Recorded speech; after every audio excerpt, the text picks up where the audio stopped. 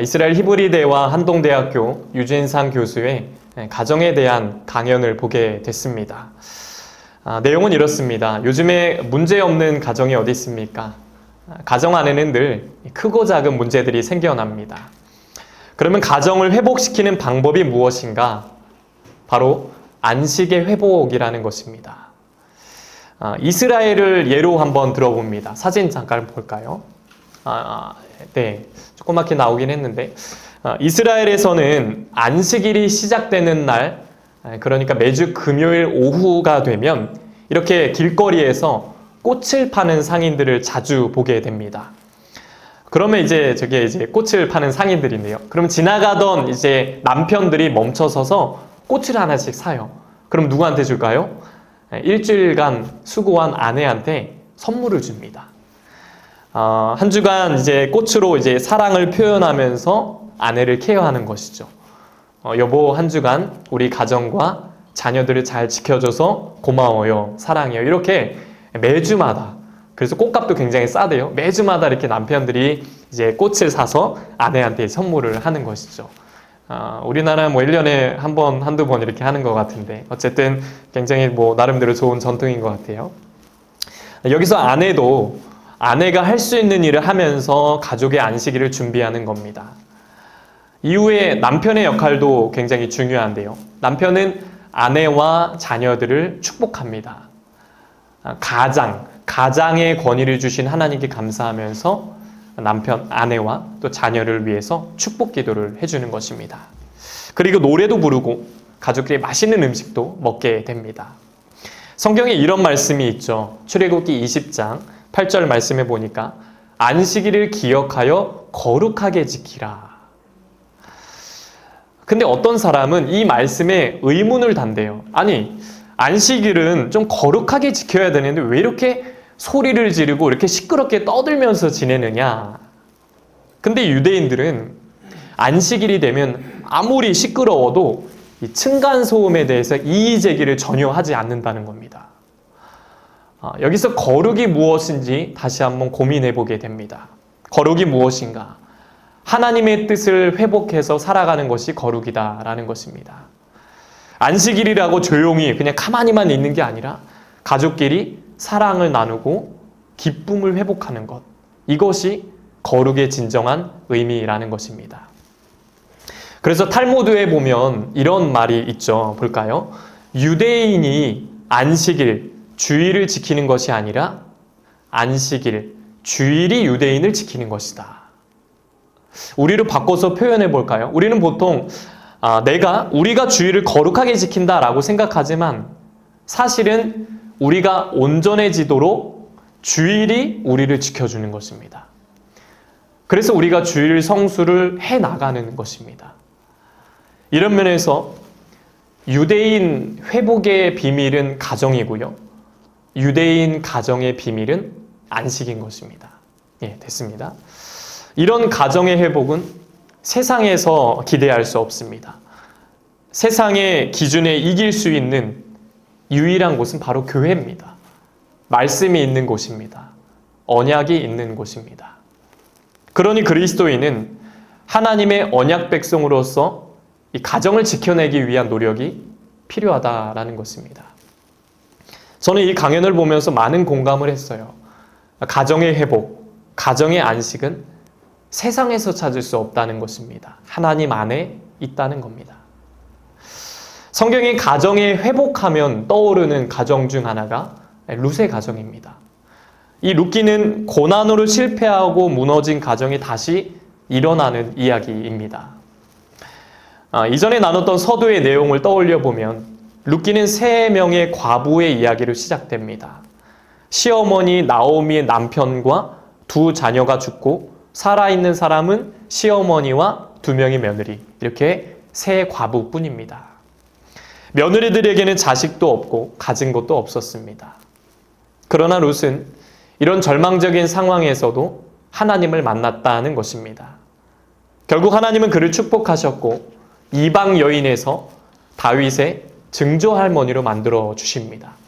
더 나아가 예수님의 족보에 오르는 엄청난 축복의 여인으로 변화시키셨다는 것입니다. 오늘 본문 앞의 내용을 요약해 보면 나오미의 남편 엘리멜렉 가정에 큰 흉년이 찾아옵니다. 그러자 이 가족들이 모압으로 이제 이사를 갑니다. 거기서 엘리멜렉과 두 명의 아들이 죽게 되죠. 나오미와 두 며느리가 과부가 됩니다. 절망 가운데 있을 때 베들레헴에 먹을 양식이 있다는 소문이 들려옵니다. 여기서 며느리 룻은 어떻게 합니까? 어머니가 믿는 하나님을 나도 믿고 싶습니다. 그러면서 끝까지 시어머니 나오미를 따라가겠다라고 결단을 합니다. 결국 나오미와 룻만 예루살렘으로 돌아오게 됩니다. 여기서 룻은 은혜가 필요했어요. 지금 자기가 있는 땅은 낯선 땅이고요. 그래서 좋은 사람을 만나길 원했습니다. 이방 사람인 자신을 인정해주고 배려해줄 사람, 가난하고 불쌍한 나를 지켜줄 사람을 만나길 원했습니다. 이런 룻에게 하나님은 역사하셨습니다. 룻이 어느 날 먹을 게 없어서 이삭이라도 좀 주어야겠다 해서 이제 밭을 나갑니다. 근데 그 밭이 누구의 밭이었습니까? 룻기 2장 3절 말씀에 보니까 룻이 가서 베는 자를 따라 밭에서 이삭을 줍는데 우연히 엘리멜렉의 친족 보아스에게 속한 밭에 이르렀더라. 그 밭은 엘리멜렉, 그러니까 죽은 시아버지의 친척인 보아스의 밭이었습니다. 우연히 찾은 땅이 바로 친척 보아스의 밭이었던 겁니다. 그러자 보아스가 룻에게 자기 땅에서 이삭을 잘 주울 수 있도록 룻에게 호의를 베풀어 줍니다. 그리고 나서 오늘 본문이 시작이 됩니다. 오늘은 이제 나오미가 룻과 보아스를 결혼시키기 위해서 계획을 세우는 내용이 나와요. 나오미가 룻에게 이렇게 말을 합니다. 1절에 보니까 룻의 시어머니 나오미가 그에게 이르되 내 딸아 내가 너를 위하여 안식할 곳을 구하여 너를 복되게 하여야 하지 않겠느냐 라고 합니다. 여기 안식할 곳이라는 말은 원어로 마노아흐라고 하는데 이 말은 안식처, 행복한 가정이라는 뜻입니다. 지금 나오미와 룻은 부서진 가정에서 상처를 안고 사는 여인들입니다. 오늘날에도 얼마나 많은 가정이 깨지고 무너지고 있습니까? 어찌 보면 이 나오미와 룻의 아픔이 오늘날 사람들이 겪는 아픔과 비슷하지 않나 생각을 해보게 됩니다. 오늘 나오미와 룻이 가정을 회복하면서 안식을 얻는 과정은 우리에게 꼭 필요한 메시지를 던져줍니다. 안식이 있는 가정을 위해서 무엇이 필요한지에 대해 말해주고 있습니다. 첫째로 나오미를 통한 배려와 사랑 속에 안식이 있다는 것입니다. 나오미를 보면 그녀는 자기의 필요보다는 남의 필요를 먼저 생각한 사람이었습니다. 이기심을 버린 사람이었어요. 이 고대 이스라엘 사회는 남성 위주의 사회였습니다. 남편과 아들이 없는 과부는 생계가 어려웠고요. 안전에 대한 보장도 없었습니다. 그래서 나오미는 이 며느리 룻을 과부의 생활에서 좀 빨리 벗어나게 해주고 싶었습니다. 며느리를 향한 깊은 배려죠. 오늘 본문은 룻의 재혼 문제를 말합니다. 그러나 나오미, 이 시어머니 역시 굉장히 고독한 여인이었어요. 근데 여기 결혼 상대자가 등장했는데 보아스입니다. 룻기를 보면 이 보아스가 처음 만나는 룻에게 내 딸아 이렇게 말하는 장면이 나와. 내 딸아. 이걸 보면 보아스가 좀 나이가 좀 많았을 걸로 추정을 합니다. 어떻게 보면 나오미는 자기의 상대자로 보아스를 선택할 수 있었습니다. 근데 그는 며느리 룻의 형편을 먼저 생각해 줬다는 겁니다. 이기심이 없는 깊은 배려를 보여준 것입니다. 제가 말씀을 준비하면서 어느 작가가 쓴 부부들이 연령대에 따라 살아가는 방식에 대한 글을 보게 됐는데요. 20대에는 행복의 꿈에 부풀어서 신이 나서 살고 그랬던 것 같아요. 제가 저도 30대에는 서로에 대한 실망을 느끼며 환멸을 참으며 살고, 40대에는 모든 것을 포기하고 마지못해 체념하며 살고, 50대에는 서로 없어서는 안 되니까 의지하는 마음으로 살고, 60대에는 서로 안 됐다 생각돼서 가엾어서 살고, 마지막 70대에는 지금까지 참고 살아준 것만 해도 고마워서 산다 라고 합니다.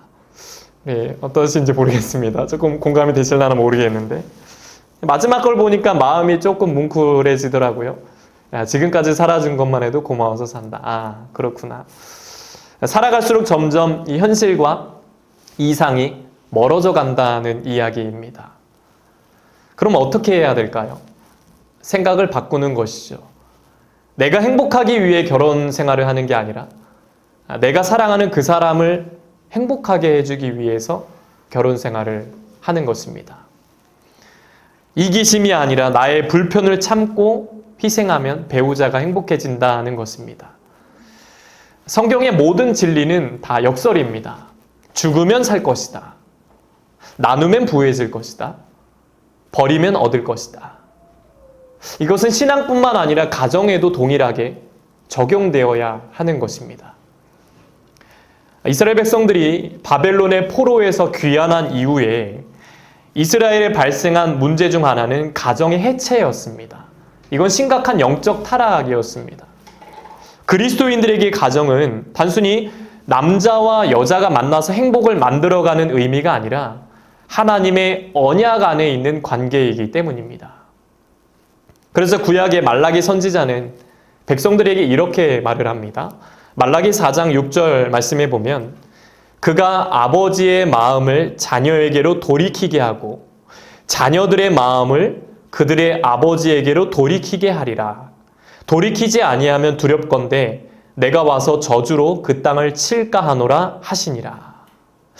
여기 이 돌이키다라는 말은 하나가 되다라는 뜻입니다. 하나가 되다. 가족은 서로에게 사랑과 배려를 쏟아서 하나됨을 이루어야 한다는 것입니다. 거기에 진정한 행복이 있다는 것입니다. 오늘날 사회는 발전했지만 행복은 오히려 후퇴했습니다. 타인을 먼저 생각하는 이타가 아니라 나중심, 이기가 앞섰기 때문입니다. 오늘 이 룻을 먼저 생각한 나오미를 보면 요즘 과정과는 참 다른 걸 보게 됩니다. 가정에서 일어나는 많은 비극과 상처의 원인이 어디에 있습니까? 그 중에 하나가 배려 없음, 이기심입니다. 남편은 남편대로, 아내는 아내대로, 자녀는 자녀대로 나만을 위해서 살려는 것입니다. 안식이라는 것은 자기 중심적인 모습, 이기심을 버리는 곳에서 열리는 것입니다. 그래야 서로를 품을 수 있기 때문입니다. 그러면 이런 이기심을 극복하기 위해 필요한 건 무엇일까요? 십자가 사랑입니다. 골고다의 그 십자가를 우리가 떠올릴 때 만약에 예수님이 자신만을 생각하셨다면 우리는 어떻게 됐을까요? 주님의 십자가 사랑이 있었기 때문에 우리는 이기심이 없는 사랑을 경험하게 된 것입니다. 로마서 5장 8절 말씀에 보니까 우리가 아직 죄인 되었을 때에 그리스도께서 우리를 위하여 죽으심으로 하나님께서 우리에 대한 자기의 사랑을 확증하셨느니라.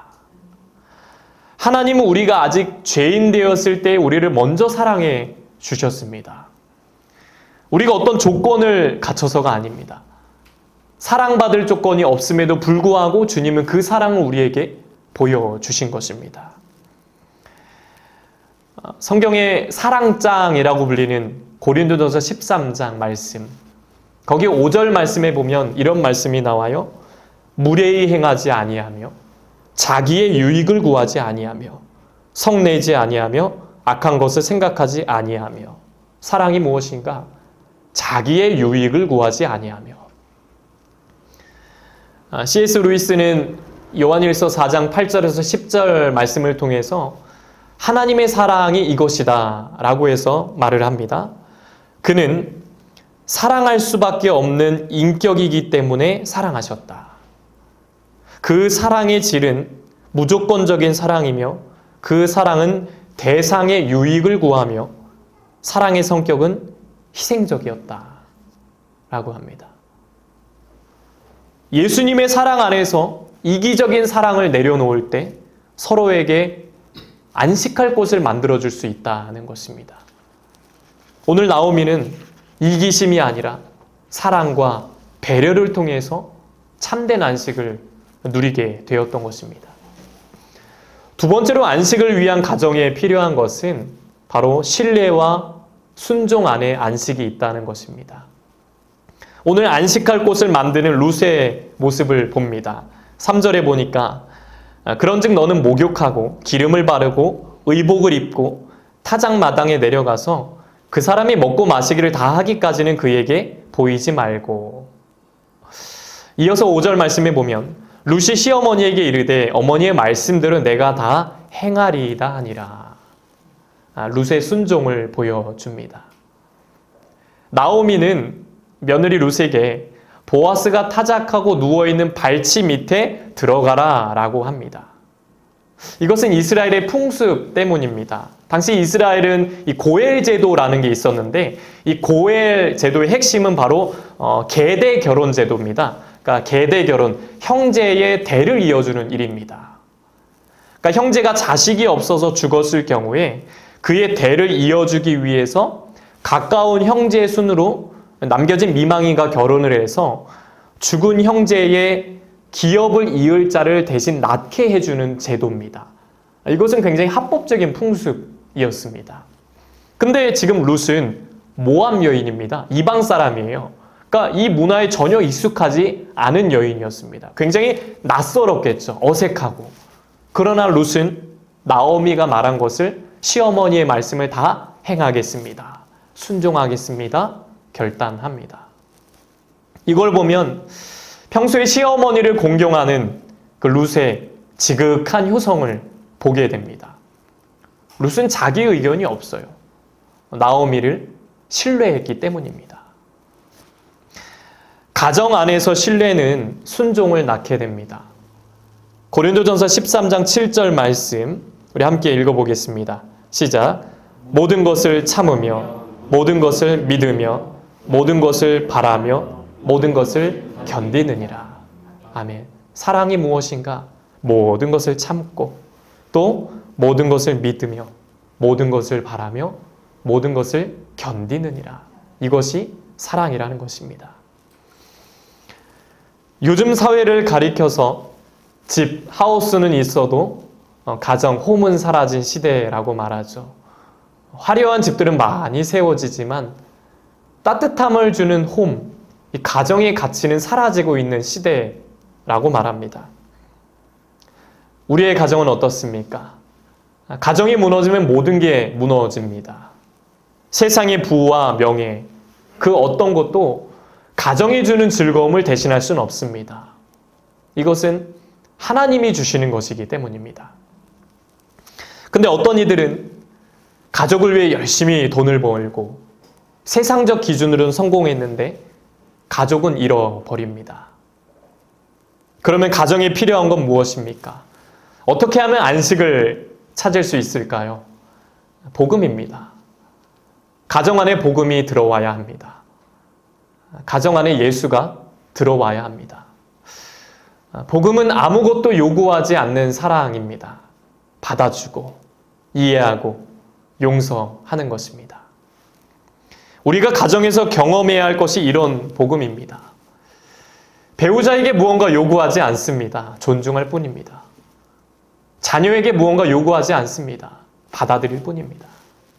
세상에서 힘들고 어려운 일을 겪었을 때 사랑으로 품어주는 가정이 되어야 합니다. 이게 복음의 힘입니다.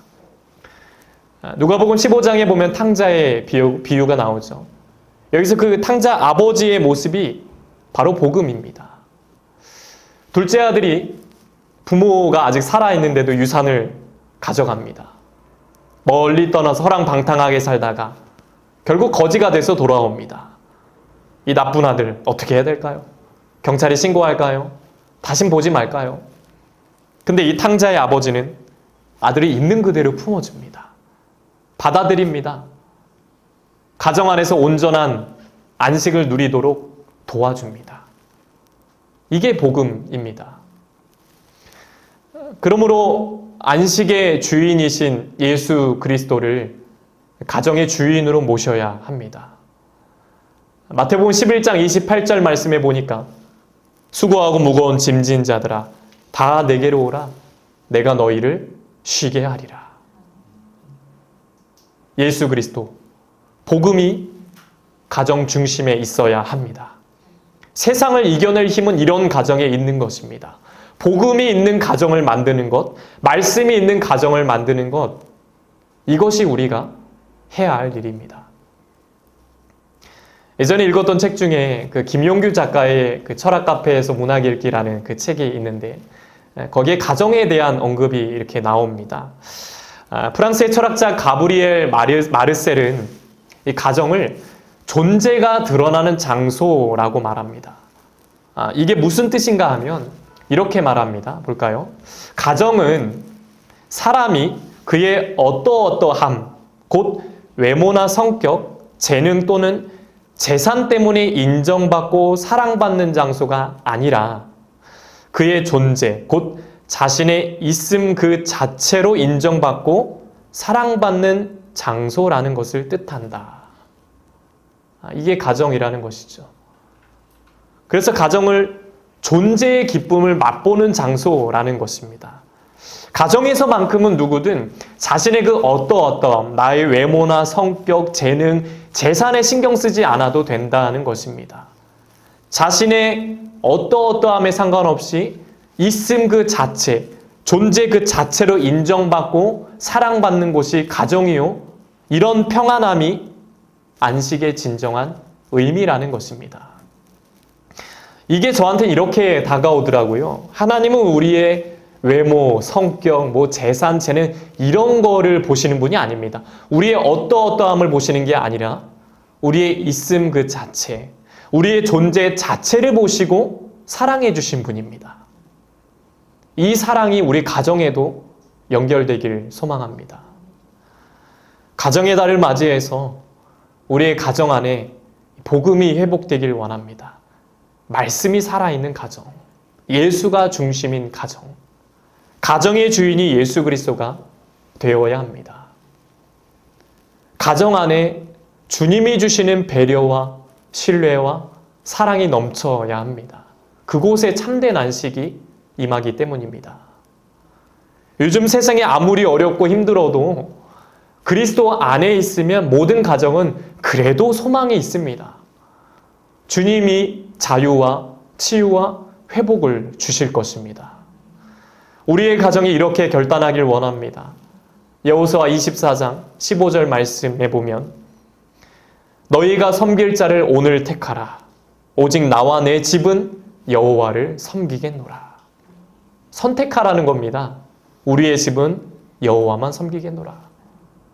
예수만 섬기는 우리 집, 예수님을 주인으로 모시는 우리 집, 이런 가정이 되어서 정말 하나님이 주시는 놀라운 축복과 은혜를 경험하는 저와 여러분 가정 되시길 주님의 이름으로 간절히 축복합니다. 이제 함께 찬양하고 기도하겠습니다. 선한 능력으로 함께 찬양하면서 우리의 가정을 주의 능력으로 덧입혀 주시옵소서.